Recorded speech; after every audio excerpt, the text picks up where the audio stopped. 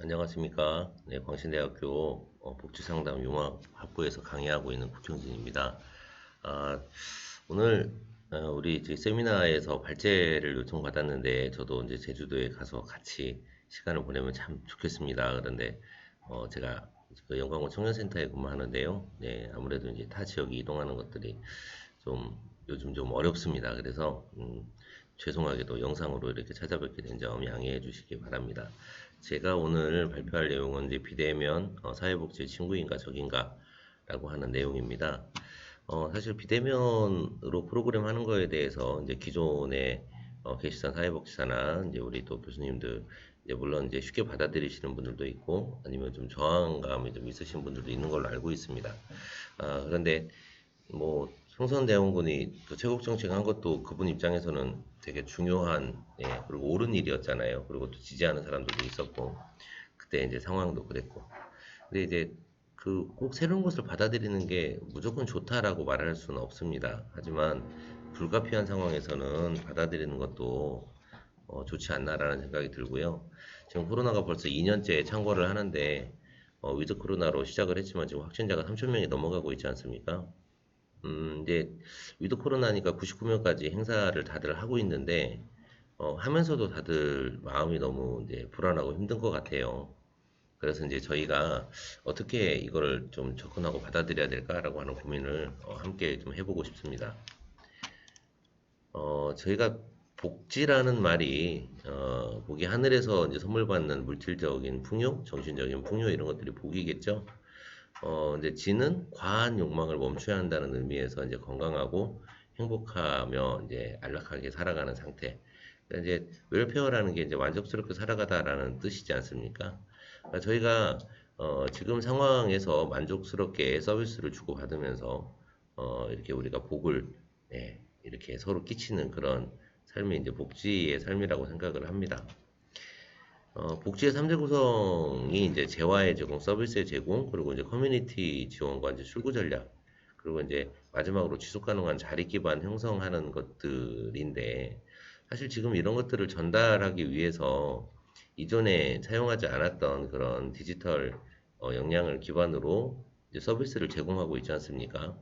근데 이런 것들이 이제 복지 서비스를 제공받는 사람들의 입장에서도 익숙하지 않거든요.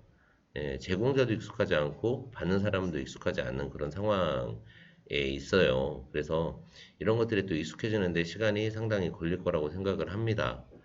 어떻게 하면 이제 대상자들의 욕구, 그리고 이제 욕구를 해결해 줄 자원을 어떻게 전달할 것이냐라고 하는 그 3대 구성 요소를 우리가 이제 비대면으로 전달하는 방식, 그리고 이제 욕구가 변하는 것들, 이런 것들에 대한 인식이 필요하다고 생각합니다. 역시 사회복지 추진의 주체와 핵심은 커뮤니티라고 생각을 합니다. 네. 이제 이 커뮤니티인데, 이 커뮤니티가 이제 그 제공하는 커뮤니티, 연대하는 커뮤니티, 또 서비스를 받는 커뮤니티, 여러 가지 커뮤니티가 있죠. 그러면, 저희는 이 서비스를 제공받고 싶은 커뮤니티는 과연 무엇을 원하나? 제공하고 싶은 커뮤니티는 과연 어떻게 제공하는 방법을 바꾸나? 그리고 지역사회에서 이렇게 다양한 커뮤니티들이 지금 과연 안전한 상황으로 제공받고 싶어하는 욕구는 무엇인가 라고 하는 것들이 핵심이라는 생각이 들어요. 사실 저희는 이전에도 이미 수많은 팬데믹을 경험을 했습니다. 뭐 흑사병의 사례도 그랬고요.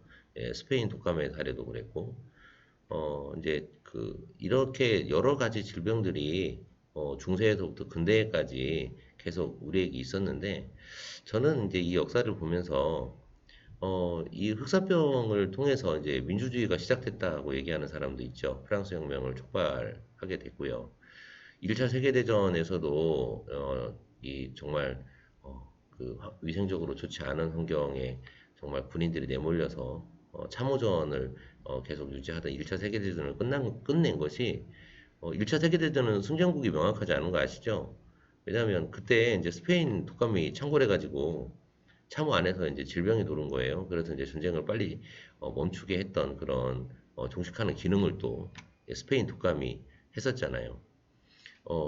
결국 이제 아메리카라는 대륙도 그 아메리카 대륙에 갔던 유럽인들이 전했던 질병으로 그 원주민들이 이제 사망하면서 많이 죽으면서 결국은 이제 그 유럽인들이 전파하는 새로운 문화 이런 것들이 이제 아메리카 대륙에서 이제 원주민을 밀어내고 이제 남미와 북미에서 물론 이제 차별의 역사이고 이제 학살의 역사이긴 합니다만 지금 이제 북미 대륙을 만든 그런 역사를 그렇게 촉진시켰던 것도 바로 그때 이런 그 질병이었지 않았나. 그러니까 질병이라는 게 물론 나쁘고 힘든 일이지만 그럼에도 불구하고 이제 역사를 이끌어 나가는데 그런 그 기여를 했던 것처럼 코로나도 저는 지금 이 시대에 그 4차 산업혁명이나 디지털 역량의 활용, 가상현실에 대한 활용 이런 것들에 촉진시키는 그런 역할을 했다고 보고 있습니다. 미래를 앞당긴 거죠. 사람들이 잘 쓰지 않던 그런 가상현실이나 그런 이제 줌이나 이런 교육 프로그램을 운영할 수 있는 비대면 이런 그 소프트웨어 활용이 익숙해져 버렸잖아요. 실제로 이제 내년에는 코로나가 종식이 되겠죠. 위드 코로나를 마지막 고비로 이제 종식이 되지 않을까 생각을 하고 있습니다만, 비대면 서비스를 받아본 편리함을 안 사람들이 그걸 과연 포기할까? 그러면 비대면 서비스를 제공하는 이제 디지털 역량이 그 들어간 소프트웨어 활용은 이제 끝날까? 끝나지 않을 거란 얘기죠. 실제로 그 위험하거나 아니면 바뀌거나 그 코로나를 받아들이는 사람에 따라서 전혀 다른 미래가 준비될 거라고 저는 생각하고 있습니다. 이전에 했던 방식으로 돌아가고 싶어요라고 말하는 사람들이 아무리 돌아가고 싶어도 돌아갈 수 없는 그런 편리성을 경험했기 때문에 저는 이제 변화의 기회다라고 생각을 하고요.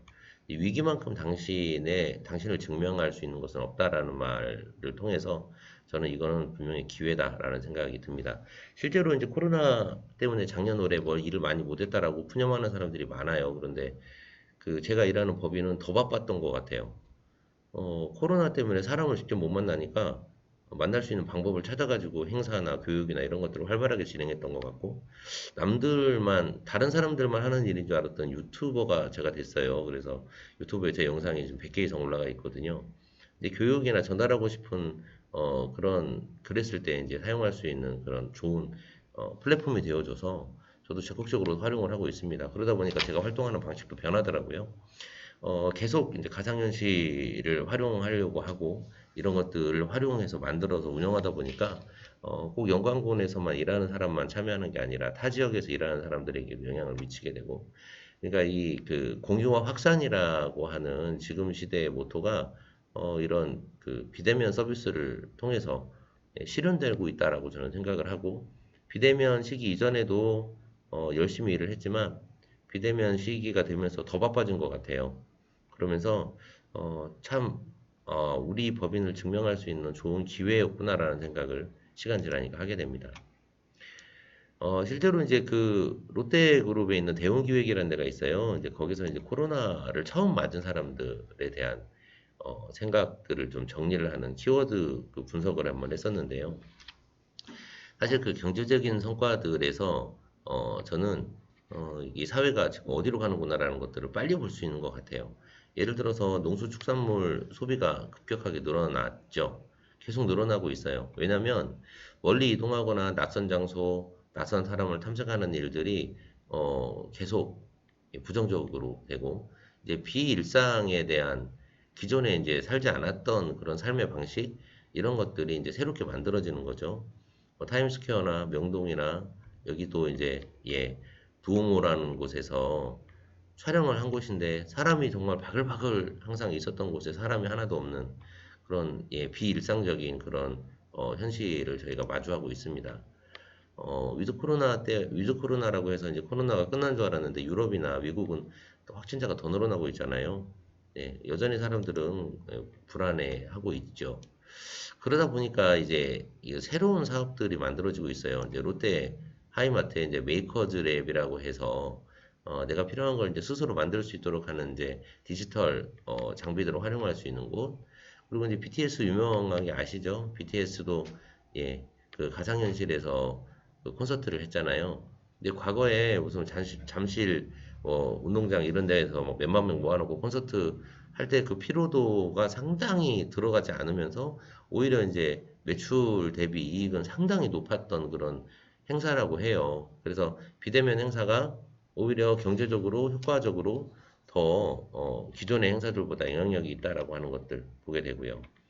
또 이제 그 밀키트 매대가 엄청 늘어나고 있잖아요. 그 음식을 집에 가서 해 먹는 문화들이 이제 생기기 시작을 하고 이제 모든 재료를 그러니까 다 다듬을 수 없으니 반가공한 상태에서 이제 조리하는 그런 문화들이 생기는 거죠.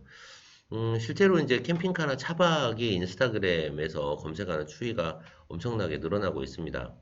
이제 사람들이 노는 문화가 이렇게 바뀌어가는 거죠. 여러 사람들과 모여서 놀기보다는 혼자 안전한 곳에서 이제 휴가를 즐기고 싶다라고 하는 이런 것들이 이제 코로나 트렌드라고 볼 수 있는 겁니다. 그 지금 여기 오른쪽에 보면 이게 그 웰마트라고 해서 이 웰마트가 어떤 쇼핑몰이냐면 이제 중고 물품 거래하는 곳이거든요. 옛날에 중고 물품 거래한다는 거 글쎄요. 중고 물품을 사람들이 그렇게 선호했을까요? 하지만 요즘은 중고 물품에 대한 선호가 되게 많습니다. 환경에 대한 관심도 높아져서도 그렇긴 하지만 나한테 필요한 걸 굳이 비싼 돈을 주고 사야 되나? 이게 공유 소유에 대한 개념들 이런 것들이 많이 늘어나고 있지요. 지금 이제 스마트폰도 이제 보시다시피 좋은 스마트폰을 사던 시대에서 저가형 스마트폰을 사는 게 좋겠다라고 하는 합리적인 소비가 늘어난다고 합니다. 이게 A 시리즈잖아요. 네. 기능은 비슷하니까 그냥 이거 쓸래라고 하는 사람들이 늘어난다는 거예요. 그러니까 소비가 점점 예, 그 합리적인 소비로 이제 위축이 되어가고 있다는 것들이죠. 이런 것들 때문에 이제 홈 다이닝 가정식이 늘어나고 멀티홈 기능이라고 해서 집에서 할 수 있는 여러 가지 문화 활동이나 놀이 활동들이 늘어나죠. 멘탈 케어가 지금 확산되고 있어요. 그러니까 정신 건강에 대한 부분의 중요성이 지금 많이 강조되고 있고 그러다 보니까 이제 국가에서도 정신보건에 관련된 투자들을 지금 늘리고 있는 상황이죠. 그 비즈니스나 학습도 온택트로 진행되는 시대. 그래서 이것들을 빨리 받아들여서 내가 배우고 싶은 것들을 적극적으로 배울 수 있는 그런 그 디지털 노마드 학습자들이 많아지는 시대가 되었다는 거죠.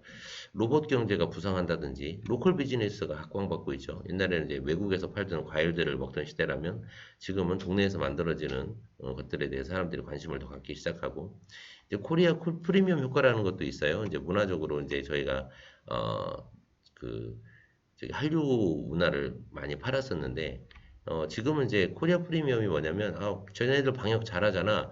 쟤네들 관리 잘하는 나라잖아 라고 하는 인식들이 있다 보니까 한국에 사는 것들이 다른 나라에서 모방하는 그런 어, 효용들이 많아진다. 이게 바로 이제 대운기획에서 내놨던 이제 코로나 트렌드 탑 7이거든요.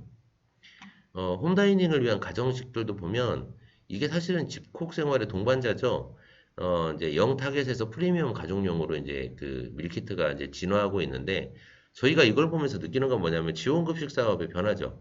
아동이나 노인이나 장애인 급식 지원 사업이 기존에는 이제 식당을 하거나 조리를 하거나 이런 것들의 하드웨어를 구축했다면 이제는 집에서 제공받을 수 있도록 하는 그런 문화들, 그러니까 이런 밀키트 형태의 제공일 수도 있고 반찬 형태의 제공일 수도 있고 이제 여러 가지 형태로 집콕 생활하는 복지 대상자들에게 이렇게 음식을 제공하는 것들이 맞지 않나?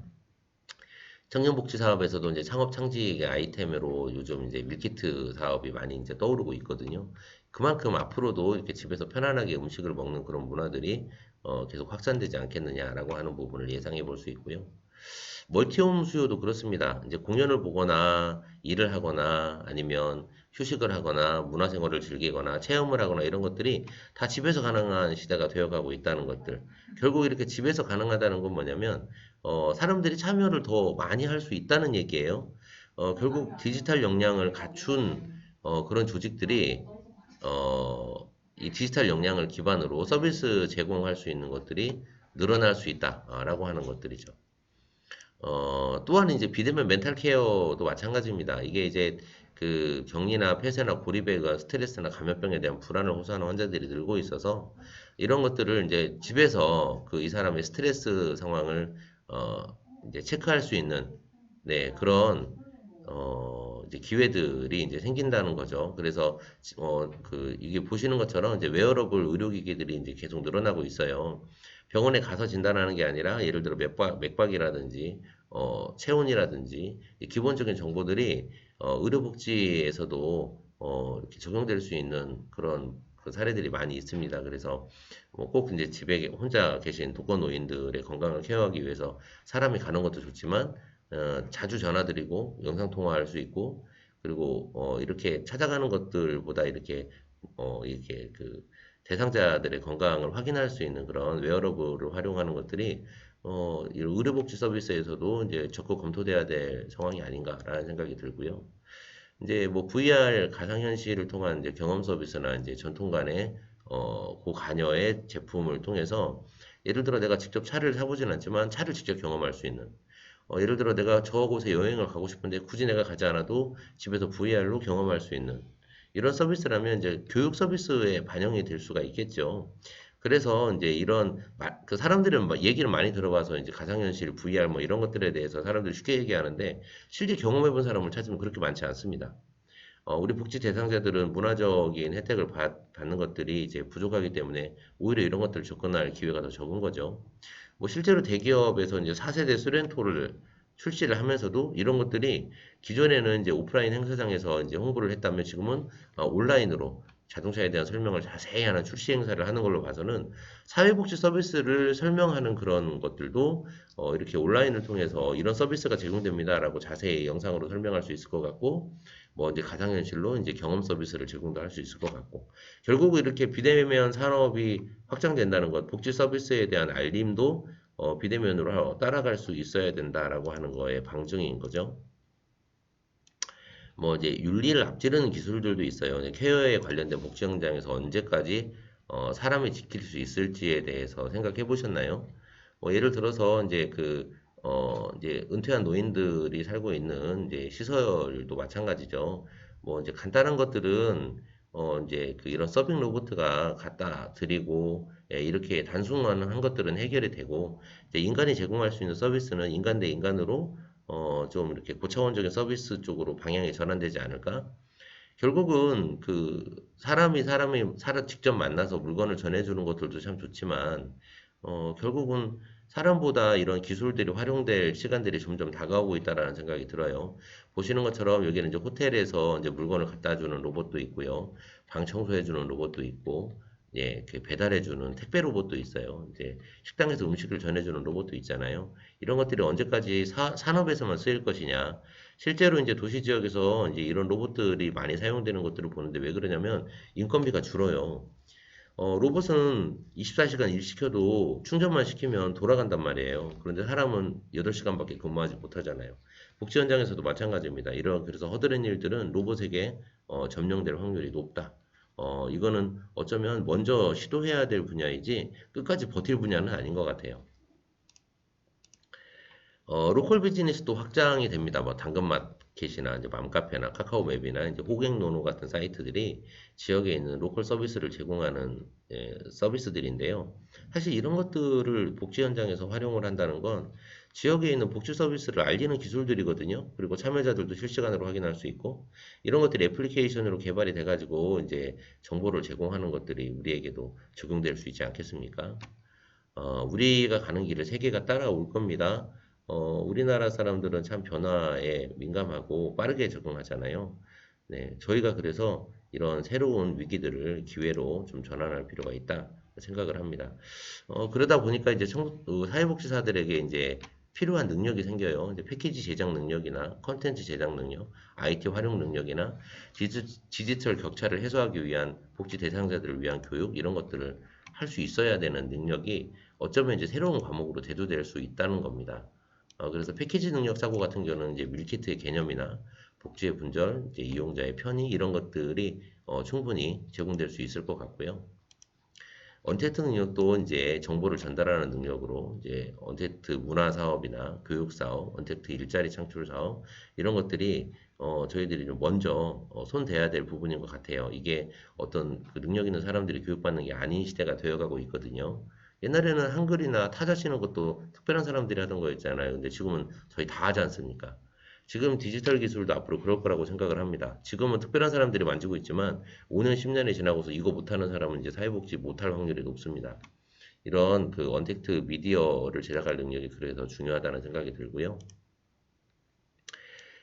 IT 활용 코로나 문제 해결도 마찬가지죠. 이제 신체 건강이나 이제 정보 활용, 정신 건강, 로봇 활용도 사회복지 현장에서 이걸 어떻게 적용할 거냐, 산업 현장에 있는 것들을 어떻게 우리가 활용할 거냐라고 하는 부분에 대해서 이제 심각하게 이제 고민할 때가 되었다는